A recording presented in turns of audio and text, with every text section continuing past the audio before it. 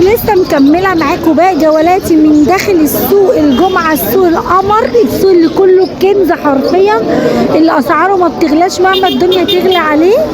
السوق ده فيه من الابره للصاروخ، اي حاجه تفكر فيها موجوده. بس النهارده انا لسه هصور معاكم باقي جولاتي عن الحيوانات وتربيه الحيوانات الاليفه.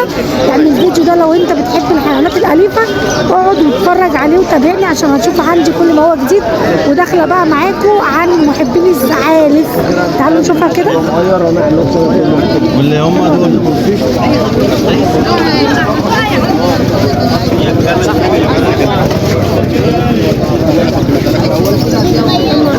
بصوا الزعالف دي نوعها ايه الزغنطه دي؟ يوناني. ولسه مكمله معاكم باقي جولاتي من داخل السوق الجمعه، السوق القمر، السوق اللي كله كنز حرفيا، اللي اسعاره ما بتغلاش مهما الدنيا تغلى عليه. السوق ده فيه من الابره للصاروخ، اي حاجه تفكر فيها موجوده. بس النهارده انا لسه هصور